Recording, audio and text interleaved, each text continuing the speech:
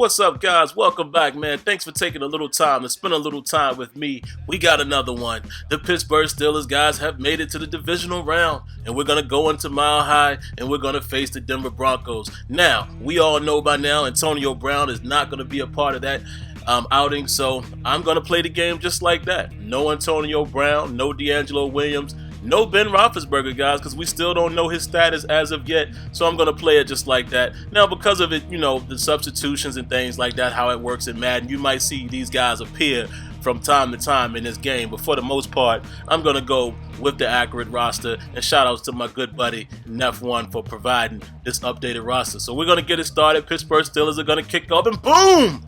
A big hit, guys, right out of the gate. Ryan Shazier is causing a fumble. The Steelers take over on downs. So what am I going to do? I'm going to try to stick with the running game, of course. I'm going to hand the ball off here to Tucson, as you're going to see here in just a moment.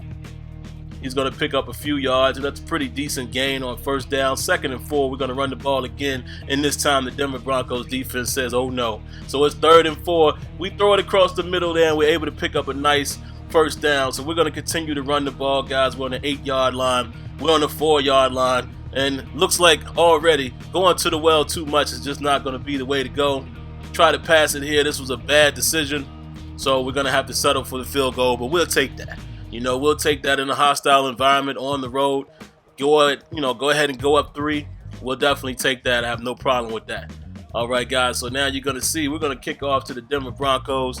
And we're hoping for the same results. Somehow I feel like that's not going to happen.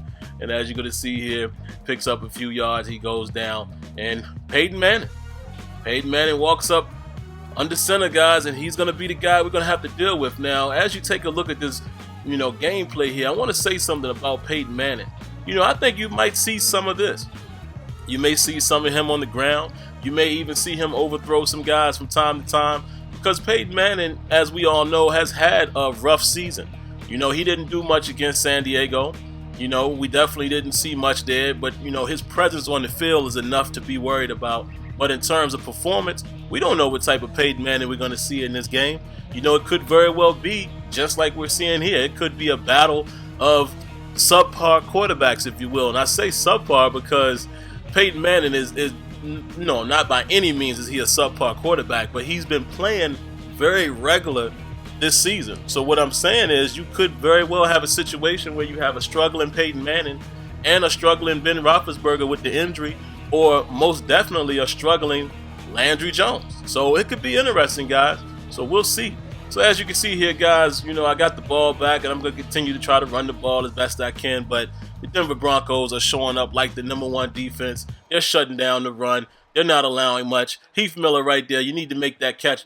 You put us in a bad situation here. 3rd and 10. Again, another bad throw by Landry Jones. Bad decision-making right there. Almost got picked off, but it got batted down, and we're punting back to the Denver Broncos. But yeah, guys, it could go just like this. I'm hoping for a defensive game. That's what I'm hoping, because let's keep it honest. If Landry Jones is the guy, I don't have confidence with him going into Mile High and performing well against the #1 rated defense in the NFL. I just got to be real here. Wishful thinking is one thing, but being realistic is another. And in my opinion, you have to look at it from a realistic standpoint. Could you really rely on Landry Jones going into that environment, playoff situation at that, the added intensity, added stress level, and expect for him to perform very well without an Antonio Brown? Now, if there's any bright side, some of the other guys, he may have had more chance to work with those guys as far as chemistry. Obviously he doesn't have as much time to work with Antonio Brown. And, ironically, he did work a little more with Martavis Bryant, even in the preseason, because Martavis Bryant was given the opportunity to get more work in, even though he was a starting receiver as well. So we'll see, guys. But as you can see here, big defensive stand right here. We're going to get the sack. I almost jumped off sides right there. I switched to the lock, playing the defensive side of the ball, and I almost jumped off sides right there, which would have given them the first down. But it is 4th down. They're going to punt it back to us. And again, we're going to take the ball here. 47 seconds left. in the first half, and there it is. Landry Jones throwing some bad passes, so I decided to keep it conservative, run the ball a little bit here, just continue to run the ball, and there it is. Look, guys, D'Angelo Williams. I told you he's showing up a little bit there. That's because of how the game is set up. I couldn't really keep him out of the game. I couldn't make him inactive. But yeah, we're gonna give them the ball back here. 27 seconds before the half. Peyton Manning tries to go deep.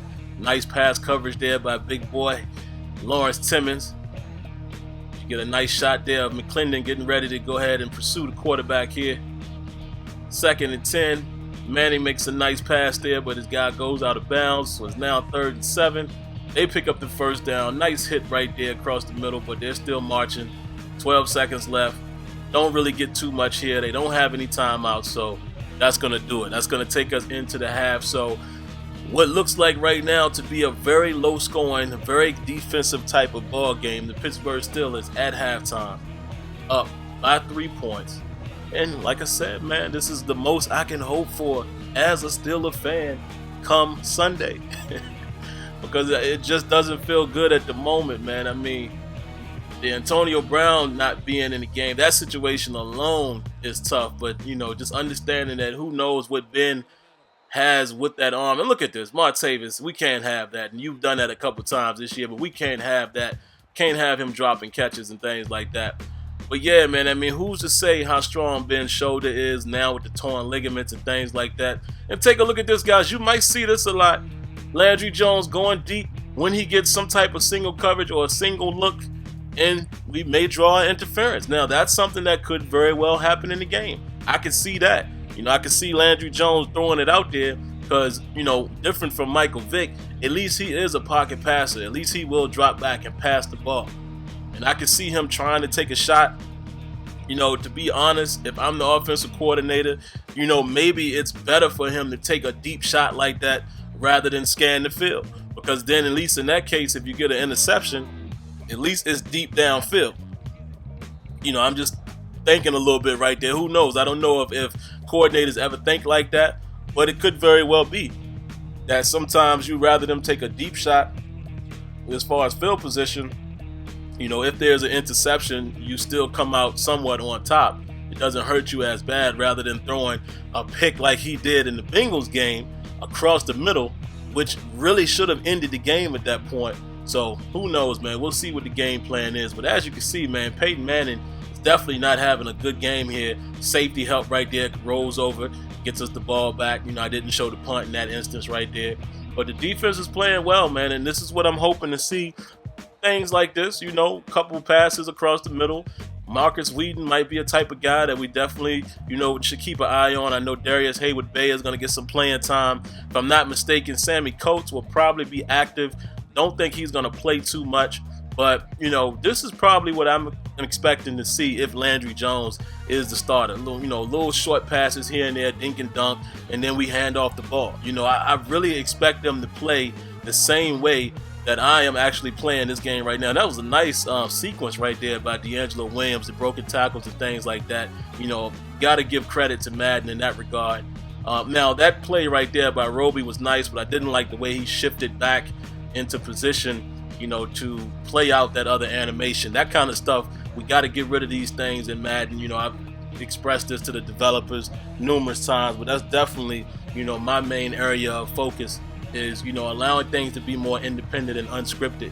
And as you can see, man, the defense is playing their behinds off. Like I said, man, I'm going to keep saying it. This is what I'm hoping to see.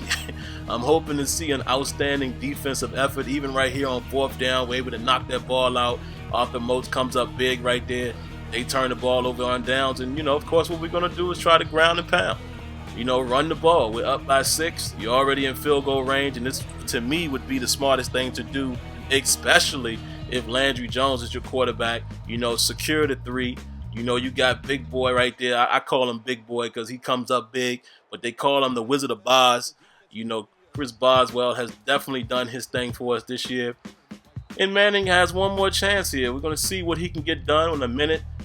2nd down and 10, and he's just overthrowing his targets. I mean, like I said, guys, you might see a lot of this in the game. You never know. Another nice defensive play right there with the sack, with a nice blitz on the outside. 4th and 10.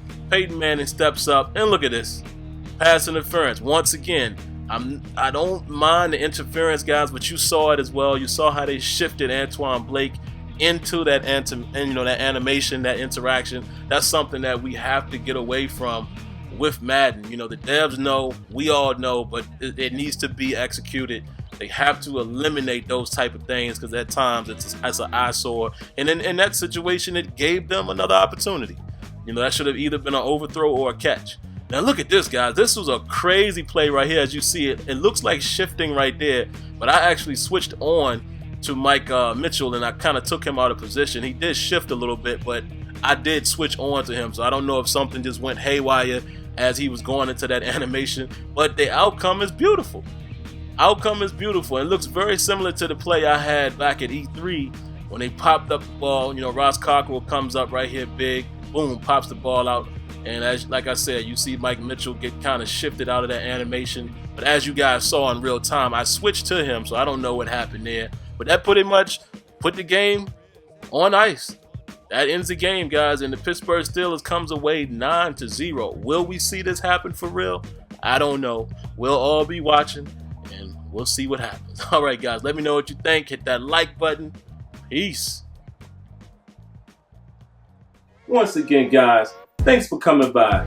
And if you want to interact with me live, head on over to Sim Standard Radio every Thursday night at 8 p.m. Eastern, along with Smitty and Azure Effect. The call-in number for the show is down in the description. Now, of course, for more content, go ahead and click the link above. And before you go, don't forget to rate, comment, and subscribe. All right, guys. Until next time, lights out.